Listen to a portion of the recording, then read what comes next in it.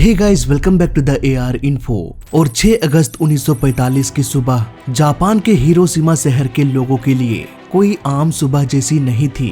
ये second world war का समय था, इसलिए यहाँ के लोग जंग के आदी हो चुके थे। सुबह सुबह लोग अपने डेली के कामों में लगे हुए थे। इसी बीच जापान के साउथ ईस्ट में मौजूद मारियाना द्वीप से US एयरफोर्स का एक bomber plane B-29 2 fighter planes के साथ उड़ान भरा। कुछ मिनटों बाद ये फाइटर जेट हिरोशिमा के आसमान में पहुंच चुका था। चारों तरफ एयर अटैक का सायरन बजने लगा। इसका मतलब ये था कि दुश्मन देश का फाइटर प्लेन शहर के आसमान में घूम रहा है और किसी भी वक्त एक बहुत बड़ा अटैक हो सकता है। इसी बीच लोगों को आसमान में B-29 बॉम्बर प्लेन दिखाई दिया। इससे पहले कि लोग कुछ समझ पाते, उन्हें एक चीज नीचे गिरते हुए दिखाई दिया। ये चीज अभी धरती पर गिरा भी नहीं था। लगभग 580 मीटर की ऊंचाई में एक बहुत बड़ा धमाका हुआ। इस धमाके की वजह से इतनी तेज रोशनी चमकी कि यहाँ के लोगों को लगा मानो आसमान में 2 सूरज निकल आया हो। लोग कुछ सोच पाते, कुछ समझ पाते, इससे पहले ही करीब 1.5 किलोमीटर का एरिया जल के राख हो गया। हर चीज जो इसके दायरे में आता गया वो राख में बदलता गया। दरअसल जो चीज B-29 बॉम्बर से गिराया गया था वो लिटिल बॉय नाम का दुनिया का पहला न्यूक्लियर वेपन था। इस बॉम्ब में सिर्फ 64 किलो यूरेनियम का इस्तेमाल किया गया था, लेकिन इतने से ही यूरेनियम से जो तबाही हुई वो करीब 15,000 kg TNT के बराबर था। दोस्तों, ये दुनिया में तबाही का सिर्फ एक नया ट्रेलर था, जिसमें पहली बार दुनिया ने न्यूक्लियर बॉम्ब की ताकत और इसकी भयानक तबाही को देखा। इस धमाके की वजह से एयर प्रेशर में एक भयानक बदलाव हुआ, जिसकी वजह से तेज और गर्म हवाएं चलने लगी। इन हवाओं ने इस एरिया में रहने वाले लोगों को बुरी तरीके से झुलसा दिया। जो लोग इस हादसे से काफी दूर थे, उन्होंने देखा कि आसमान में एक विशालकाय मशरूम के आकार का बादल बनने लग रहा है। धीरे धीरे ये बादल बड़ा होते होते कई 100 मीटर दायरे को अपने कब्जे में ले लिया। इसके बाद इस बादल से गामा रेज और एक्स रेज निकलने लगी। इन रेज की आयोनाइजेशन पावर काफी अधिक होती है। ये रेज आसानी से इंसानों के शरीर को भी पार कर सकती है। गामा रेज की एनर्जी काफी अधिक होती है। फैक्ट्रीज में गामा रेज का इस्तेमाल यूज हो चुके सिरिंज और रबर ग्लास को पिघलाने में इस्तेमाल किया जाता है। ऐसे में इंसानी शरीर के लिए ये गामा रेज कितनी खतरनाक हो सकती है, ये आप खुद ही समझ सकते हैं। धमाके के बाद उस जगह के आसपास का टेम्परेचर लगभग 7,000 डिग्री सेल्सियस तक पहुंच गया। जब इतने हाई टेम्परेचर और गामा रेज हिरोशिमा के लोगों के शरीर पर पड़ी तो उनका शरीर चंद सेकंड्स में ही भाप बन गया। सिर्फ 1 मिनट के अंदर ही पूरा का पूरा शहर तबाह हो गया। 1 लाख लोग मौत के आगोश में समा गए। उन्हें मुड़ने का भी मौका नहीं मिला होगा, सोचने का भी मौका नहीं मिला होगा कि भाई यार हुआ क्या। शहर के सारे पेड़ पौधे पत्ते सब कुछ जलकर खत्म हो गया। करीब 70% बिल्डिंग्स 1 मिनट के अंदर ही खंडहर में बदल गया। जब इस भयानक हादसे के बारे में जापान के गवर्नमेंट को पता चली तो उन्हें पहली बार यकीन नहीं हुआ, क्योंकि उन्हें भी ये पता था कि दुनिया में ऐसा कोई भी हथियार नहीं है जो इतनी तबाही मचा सकता है, क्योंकि उस वक्त तक न्यूक्लियर बॉम्ब के बारे में किसी को भी पता नहीं था। इवन अमेरिका को भी ये बात पता नहीं था कि ये बॉम्ब कितनी तबाही मचा सकता है।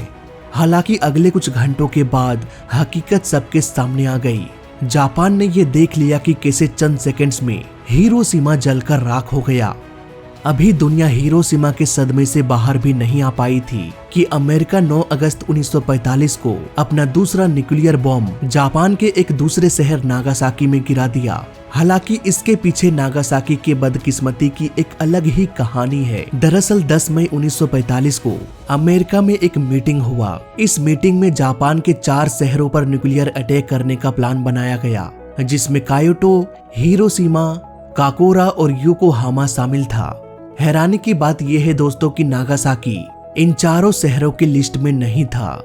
हिरोशिमा पर पहला अटैक करने के बाद अमेरिका काकोरा शहर में अटैक करने वाले थे, लेकिन आखिरी मोमेंट में कुछ ऐसा हो गया कि काकोरा का न्यूक्लियर बॉम्ब जाके नागासाकी में गिराना पड़ा। दरअसल 9 अगस्त 1945 को जब US एयरफोर्स का फाइटर जेट टिनियान द्वीप से दुनिया के दूसरे न्यूक्लियर अटैक के लिए टेक ऑफ किया तो उसका टारगेट काकोरा शहर था। काकोरा शहर से जापान की आर्मी को राशन सप्लाई की जाती थी और अमेरिका इसी सप्लाई को बंद करना चाहता था। यही वजह है कि अमेरिका ने अपना दूसरा न्यूक्लियर बॉम्ब काकोरा शहर में गिराने का डिसीजन लिया। फेटमैन नाम के एक दूसरे न्यूक्लियर बॉम्ब के साथ यूएस आर्मी की टीम रवाना हुई काकोरा शहर की ओर। लेकिन उस दिन काकोरा शहर के आसमान में बहुत घने बादल छाए हुए थे, इसलिए पायलट ये आइडेंटिफाई नहीं कर पा रहे थे कि हमारा टारगेट कहाँ है, हम बॉम्ब को कहाँ गिराने वाले हैं। वो काफी देर तक काकोरा के आसमान में चक्कर लगाते रहे, फिर भी उन्हें अपना टारगेट का पता नहीं चल पाया। इसी दौरान फ्यूल भी लगातार कम होती जा रही थी, इसलिए यूएस एयरफोर्स के कमांडर ने प्लेन्स को वापस लाने का डिसीजन लिया। वापस आते समय इन्होंने अपना न्यूक्लियर बॉम्ब नीचे गिरा दिया और उस वक्त ये प्लेन नागासाकी के ऊपर उड़ रहा था। फिर क्या, घने बादलों ने काकोरा शहर को तो बचा लिया, लेकिन नागासाकी पूरी तरह से तबाह हो गया। नागासाकी में बम गिरने के बाद यहाँ भी उसी तरह का भयानक मंजर दिखाई दिया जैसा कि हिरोशिमा में बम गिरने के दौरान हुआ था। कुछ ही सेकंड्स के अंदर करीब 70,000 लोग मारे गए। लोगों का शरीर जला नहीं बल्कि भाप बन के उड़ गया। वहां से करीब 10 किलोमीटर के दायरे में सभी घरों के खिड़की दरवाजे सब कुछ टूट गया। इस शहर की किस्मत अच्छी थी क्योंकि नागासाकी एक पहाड़ी क्षेत्र में है, इसलिए न्यूक्लियर अटैक का इफेक्ट काफी हद तक लिमिटेड ही रहा। इसके बाद भी तबाही की एक नई कहानी नागासाकी में लिखी गई। इन दोनों जगहों पर बेहिसाब तबाही के बाद अमेरिका ने तीसरा न्यूक्लियर अटैक 19 अगस्त 1945 को प्लान किया, लेकिन इसके 4 दिन पहले ही यानी कि 15 अगस्त 1945 को जापान ने सरेंडर कर दिया और इसी के साथ दुनिया तीसरे न्यूक्लियर अटैक की तबाही से बच गया। इन दोनों शहरों में तबाही इतनी भयानक थी कि तब से लेकर आज तक करीब 80 साल गुजर चुका है। इतने सालों में आज तक कहीं भी न्यूक्लियर अटैक करने की कोशिश नहीं की गई, क्योंकि दुनिया को पता चल चुका था कि न्यूक्लियर वेपन कितना घातक साबित हो सकता है। हालांकि दुनिया में 9 ऐसे देश मौजूद हैं जिनके पास न्यूक्लियर वेपन है। अमेरिका, रूस, चीन, France, Britain, India, Pakistan, Israel और नॉर्थ कोरिया। तो ये थी न्यूक्लियर अटैक की दर्दनाक कहानी। उम्मीद है कि वीडियो आपको पसंद आया होगा। वीडियो अच्छा लगा तो लाइक कर देना, बुरा लगा तो डिसलाइक कर देना और दोनों ही केस में इस चैनल को सब्सक्राइब कर देना, क्योंकि इस चैनल में सीखने के लिए बहुत कुछ है। तो मैं मिलता हूं आपसे अगली वीडियो में, तब तक के लिए देखते रहिए और सीखते रहिए। जय हिंद, वंदे मातरम।